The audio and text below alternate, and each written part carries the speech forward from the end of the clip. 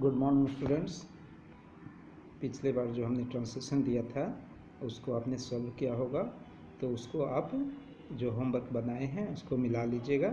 अभी मैं उसका ट्रांसलेट करके बता रहा हूँ। ये प्रेजेंट परफेक्ट टेंस का सारा निगेटिव सेंटेंस है, जैसा कि मैंने आपको पहले ही बताया था। देखिए, इसमें स्ट्रक्चर क्या था कि पहले सब्जेक्ट देंगे, सब्जेक्ट के बाद लेकिन सब्जेक्ट के अनुसार हैज या हैव एक सहायक क्रिया देंगे, हमेशा वर्ब, उसके बाद नॉट लगाएंगे, वर्ब का तीसरा रूप होगा और फिर ऑब्जेक्ट और अदर वर्ड्स लिखेंगे। तो मैंने फूलों को एकत्रित नहीं किया है। देखिए, या है लास्ट में दिया हुआ है क्रिया के अंत में, इसलिए हम समझ जाएंगे कि ये प्रेजेंट परफेक्ट टेंस का वाक्य है। क्योंकि नहीं लगा हुआ है इसलिए निगेटिव सेंटेंस है। तो आइए इसका अनुवाद हम इंग्लिश में करते हैं। आई have not collected flowers. I have not collected the flowers. मेरे पुत्र ने इस कविता को याद नहीं किया है। देखिए, माई सन यहाँ सब्जेक्ट हो गया और उसके लिए हेल्पिंग वर्ब हैज लगेगा, और याद करना का रिमेंबर, तभी तो रिमेंबर्ड हो जाएगा, है ना। तो क्या होगा, my son has not remembered this poem. उसकी पत्नी ने परीक्षा पास नहीं की है, सब्जेक्ट हो गया उसकी पत्नी। His wife has not pass the examination. सूर्य अस्त नहीं हुआ है। The sun has not set. वे लोग नहीं लौटे हैं।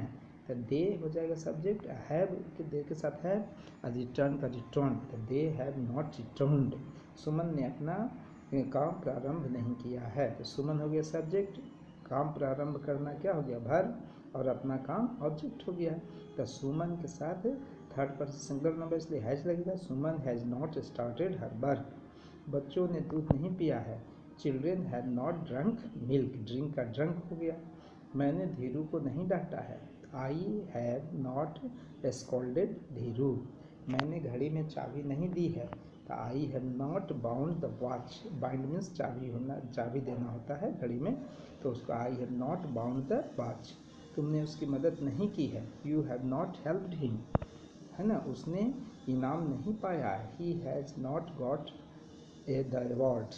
हम लोगों ने रामायण नहीं पढ़ा है।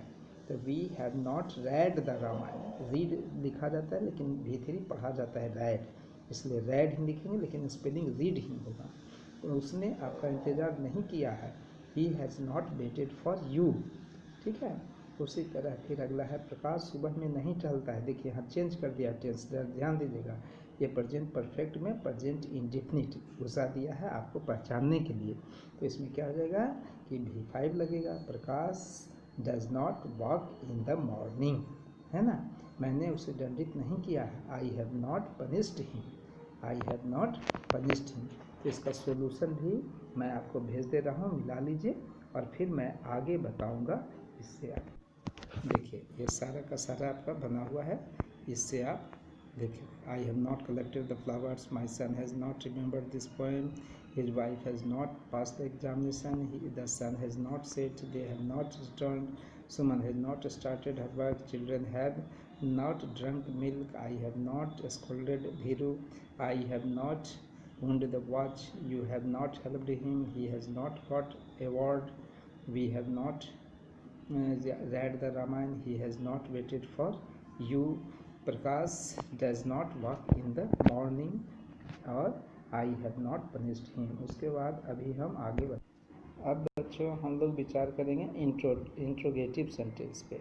इसी टेंस का यदि इंट्रोगेटिव सेंटेंस रहेगा तो हम उसका ट्रांसलेट कैसे करेंगे, इंग्लिश में अनुवाद कैसे करेंगे, उस पर हम विचार करेंगे। तो चलिए, इस तरह के जो वाक्य होते हैं उसमें सहायक क्रिया हैज को आगे रखा जाता है, समझ गए ना।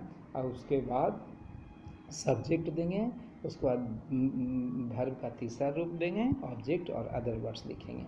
जैसे मान लीजिए, इसका स्ट्रक्चर पहले मैं बता देता हूँ। सबसे पहले हैज या हैव, उसके बाद सब्जेक्ट, उसके बाद यदि निगेटिव रहता है इसमें मिला हुआ तो नॉट देंगे, और उसके बाद V3 और अदर वर्ड्स देंगे। क्वेश्चन मार्क लास्ट में तो देना ही देना है। जैसे मान लीजिए, क्या तुम यह काम कर चुके हो, है ना। तो have you done this work. क्या रवि आया है, तो हैज़ रवि कम, इस तरह से हो जाएगा, है ना। क्या राम आज कोलकाता गया है, has Ram gone to Kolkata today, इस तरह से होगा। तो आप बना लीजिएगा। अब मान लीजिए कि वैसा सेंटेंस जिसमें इंट्रोगेटिव और निगेटिव दोनों दिया हुआ रहे, तो उसके लिए कैसे अनुवाद करेंगे। पहले सब्जेक्ट देंगे, अभी पहले हैज हैव देंगे, उसके बाद आप सब्जेक्ट देंगे, उसके बाद नॉट देंगे, V3 और अदर वर्ड्स देंगे, ठीक है ना। उसका कुछ उदाहरण हम देखते हैं, जैसे क्या उन लोगों ने मोमबत्ती नहीं बुझाई है, तो have they not blown out the candle. क्या सुनीता ने गलती नहीं की है, has Sunita not made a mistake, है ना। क्या वह झूठ नहीं बोला है, हैज ही नॉट टोल्ड ए लाई। इस तरह से आपका होगा, है ना। यदि WH रहेगा तो फिर उसके लिए हम आगे बताएंगे, अभी आप इतना ही, और आपको बनाने के लिए भी एक एक्सरसाइज दे देते हैं। ओके, ठीक है। तो आप इसमें से मात्र 15 है ट्रांसलेट करना है इंग्लिश में, 15 सेंटेंस को करना है इसी टेंस से। Okay, thank you. फिर अगले क्लास में हम मिलते हैं।